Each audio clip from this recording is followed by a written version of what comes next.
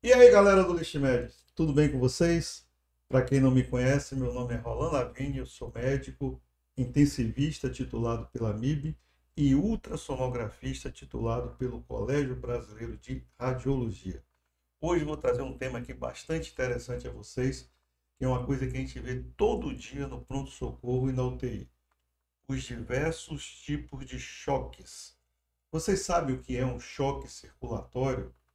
Choque é toda vez que o organismo tem dificuldade de oferecer à célula, aos tecidos, o oxigênio necessário para que a célula continue produzindo energia de maneira aeróbica, ou seja, usando o oxigênio. Esse é o conceito de choque. Então, eu preparei um único slide para vocês, no sentido de vocês poderem acompanhar aqui comigo os diversos tipos de choques. Vamos comentar as principais causas, tá certo? E as principais variáveis hemodinâmicas que a gente avalia no choque, tá certo? Então vamos lá, gente. Vamos lá. Temos aqui, como vocês estão vendo aqui, o choque hipovolêmico, tá certo? O choque cardiogênico, o choque obstrutivo e o choque distributivo. E as variáveis hemodinâmicas que nós vamos avaliar são a pressão do átrio direito, a pressão média da artéria pulmonar, a pressão de um ramo da artéria pulmonar ocluído, o índice cardíaco, a resistência vascular sistêmica, a PVC, a veia cava inferior e a saturação central de oxigênio. Bom, choque hipovolêmico. No choque hipovolêmico, a gente tem que pensar o seguinte: a principal incidência de choque hipovolêmico é o trauma, que gera um choque hemorrágico. Então, a gente tem que entender que a principal causa do choque hipovolêmico são as hemorragias no trauma. Podem ser secundário também de alguma cirurgia, uma cirurgia grande, e pode ser secundário também de uma desidratação intensa. Esse é o choque hipovolêmico. Já o choque cardiogênico, ele geralmente é secundário a um infarto agudo do miocárdio, ou do lado esquerdo, que acomete o ventrículo esquerdo e tem alterações significativas para todo o corpo, ou do lado direito, quando atinge o ventrículo direito, que as alterações são mais importantes na relação coração-pulmão, tá certo? Então, o choque cardiogênico geralmente é originário, tá certo, de infarto agudo do miocárdio, ou também, não podemos deixar de esquecer disso, que pode chegar um paciente com um choque cardiogênico secundário a um trauma por contusão pulmonar ou mesmo por rompimento de uma artéria coronariana que leva também ao infarto agudo do miocárdio. Então, lembrar que o trauma também é uma condição que pode levar ao choque cardiogênico. Bom, nós temos aqui os choques obstrutivos. Os choques obstrutivos, eles podem ser decorrentes de basicamente três situações. Existem outras, mas vamos citar aqui três situações. A primeira de todas são os famosos tromboembolismo pulmonar, onde há obstrução da artéria pulmonar de uma maneira global ou um ramo da artéria pulmonar de um lado ou do outro do pulmão. Isso leva a uma dificuldade do ventrículo direito mandar sangue para o pulmão, e isso termina gerando um choque obstrutivo, porque o sangue que deveria chegar ao pulmão para ser oxigenado não chega e, por conseguinte, não há oxigenação adequada e também o sangue não retorna para o lado esquerdo e, por conseguinte, vem o choque, a queda da pressão arterial, concomitante com a dificuldade do organismo de entregar oxigênio. Além disso, nós temos também o tamponamento cardíaco, que é outra situação em que o saco pericárdico se enche de líquido, que pode ser por uma doença aguda, como nas hemorragias, ou por uma doença crônica que vai enchendo ali aos poucos e chega uma hora que o coração não consegue, tá certo, relaxar e se contrair por conta do excesso de líquido na cavidade pericárdica. E o terceiro, que a gente conhece, são os pneumotórax hipertensivos, que também pode gerar algum tipo de dificuldade pela pressão que esse ar vai exercer dentro da caixa torácica sobre o coração, e isso cria também um choque hipertensivo.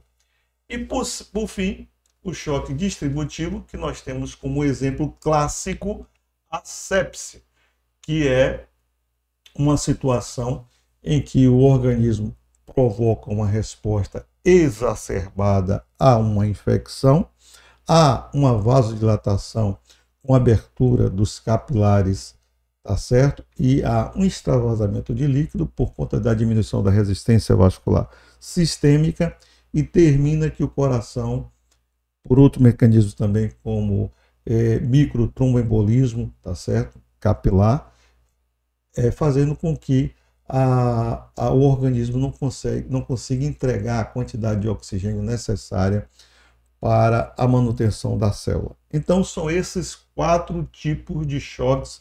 Com a anafilaxia também é um tipo de choque distributivo.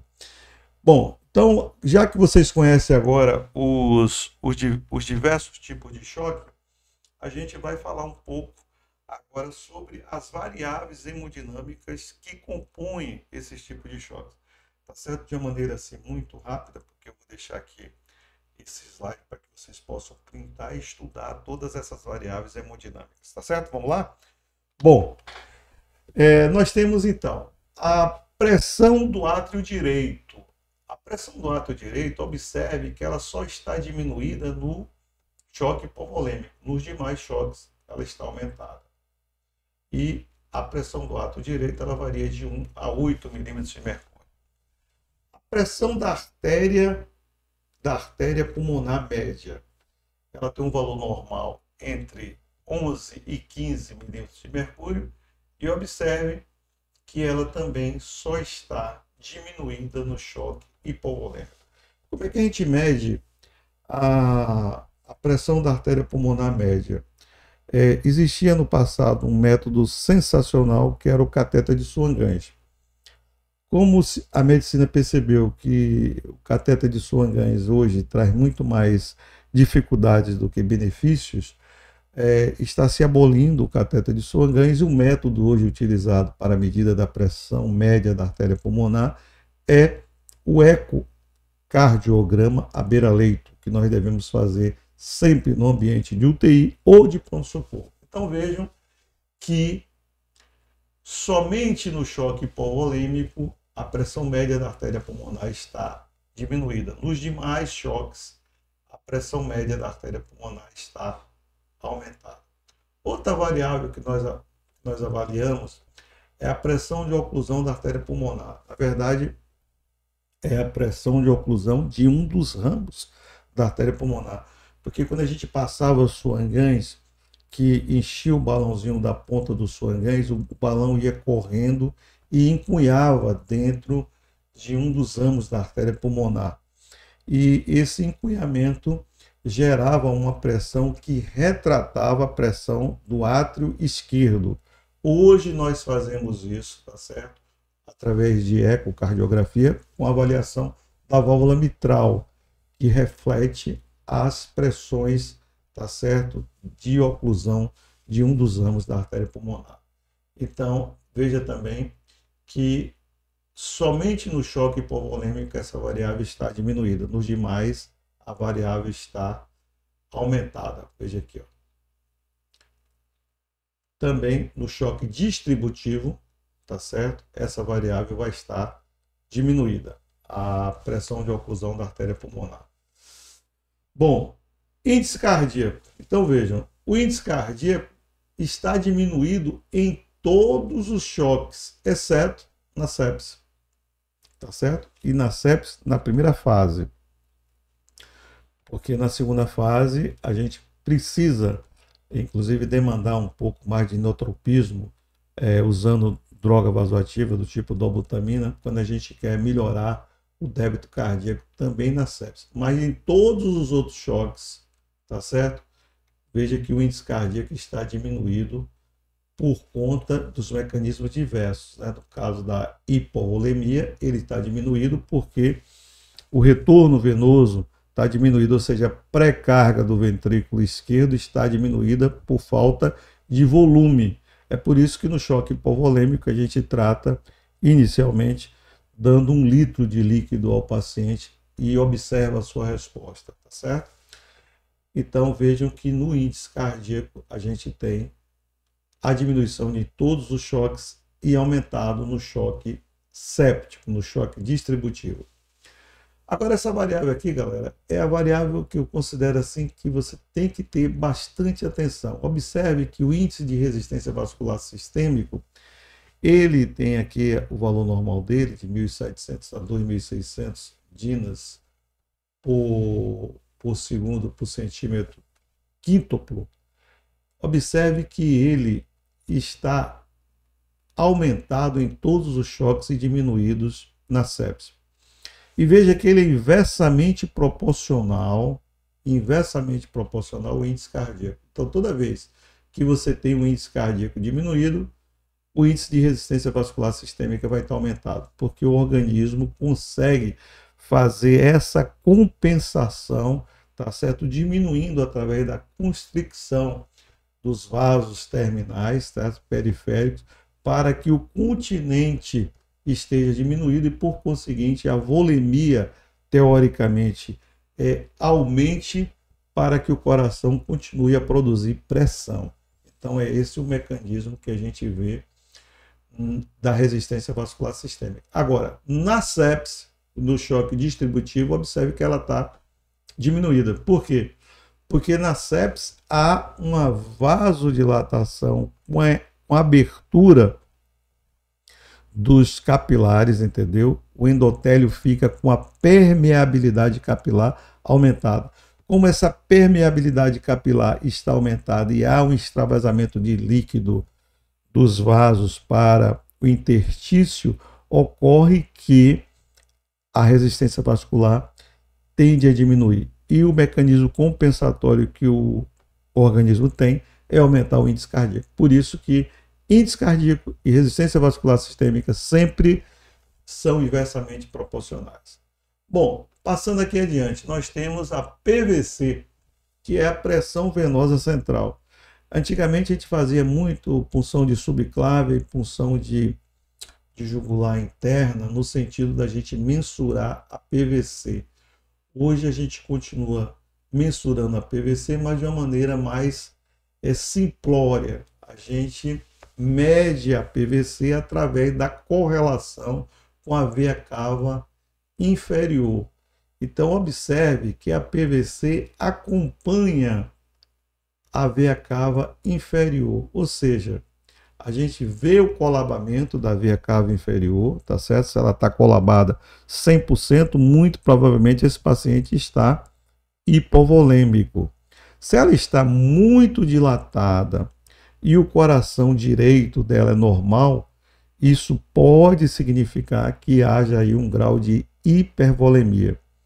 E entre esse interstício de 2,5 a 1,5, você tem que sempre fazer o índice de distensibilidade da veia cava inferior para você mensurar se realmente esse paciente precisa ou não de volume.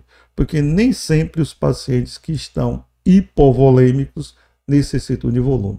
Então, a veia cava inferior é um dado muito importante, mas você tem que ter parcimônia na hora de usá-lo, porque nem sempre quem tem uma cava de 1,6, 1,7, 1,4 necessita de volume, certo? Mas é um norte para que você tome. E por fim, nós temos aqui a saturação central venosa de oxigênio. E o que é isso, saturação venosa central? Observe que ela está diminuída em todos os choques.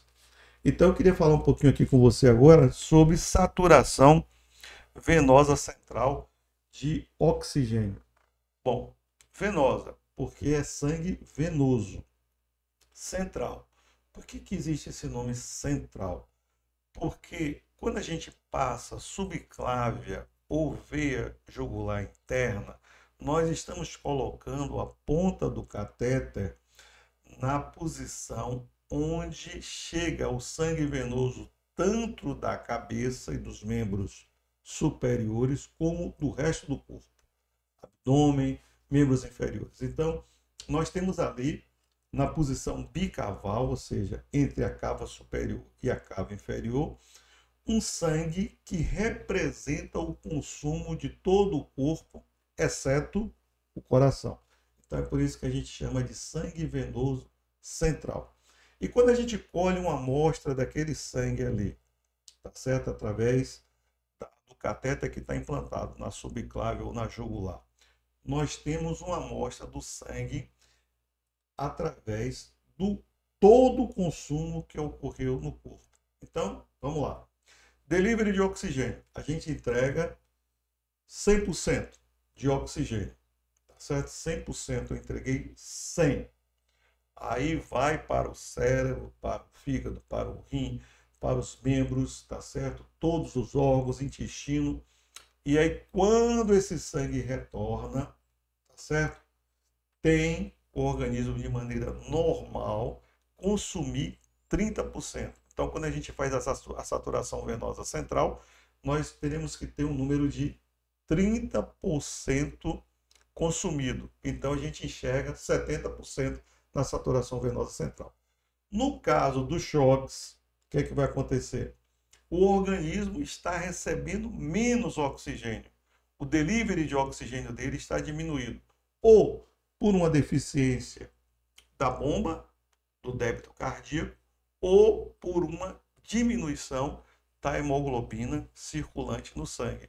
Então, como o delivery está diminuído, termina que o organismo vai consumir mais para compensar, tá certo? Essa entrega que você está fazendo de maneira insuficiente. Então, a saturação venosa central de oxigênio eu considero um dos parâmetros mais importantes na hemodinâmica do choque, porque você tem um retrato fiel do que está acontecendo com o paciente. E observe que outra coisa importante a ser analisada do choque aí é o lactato, porque o organismo vai consumindo, tá certo, de maneira gradativa, enquanto você vai diminuindo a oferta, ele consome mais.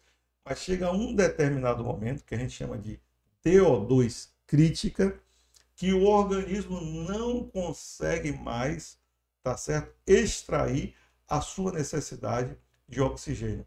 Aí o lactato começa a subir, porque o organismo lança a mão, tá certo? Lança a mão do metabolismo anaeróbio. Então, galera, os choques, na verdade, devem ser interpretados com essas variações, tá certo? Hemodinâmicas, com ultrassom, com eco à beira-leito. E eu tenho certeza que com essa tabelinha aqui, ó, que eu vou retornar para vocês, com essa tabelinha aqui, vocês vão matar qualquer questão que tenham aí na prova de residência de vocês. Essa tabela é para a vida, tá certo?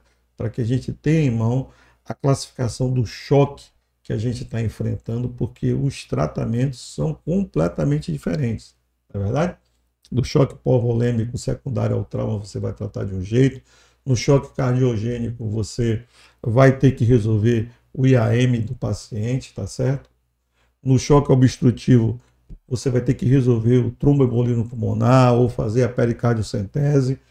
Enfim, e no choque distributivo, que é o choque de maior gravidade de todos esses aqui, aliás, todos os choques são graves, mas a sepse é o que aborda mais parâmetros e mais variáveis de todos os outros, tá certo? Então, nos outros choques, você tratou, a causa está resolvida. Na sepse, às vezes, você dá antibiótico, dá volume, dá inotrópico, dá vasopressor e as coisas ainda não acontecem da maneira que a gente gostaria que acontecesse. Portanto, galera, eu quero deixar aqui para vocês um forte abraço. Espero que essa videoaula tenha ajudado muito a vocês a entenderem o que é um choque, tá certo? Um choque circulatório, seja qualquer mecanismo, e dizer a vocês que conto com a participação de vocês no sentido de deixarem aqui um like no nosso vídeo, se inscrever no canal, tem muita gente assistindo os vídeos e não se inscrevem no canal, e também acionar o sininho para que a gente possa comunicar a vocês de novas videoaulas que a gente lançar aqui no Lixemed. Tá bom? Um forte abraço a todos, fiquem com Deus e até a próxima.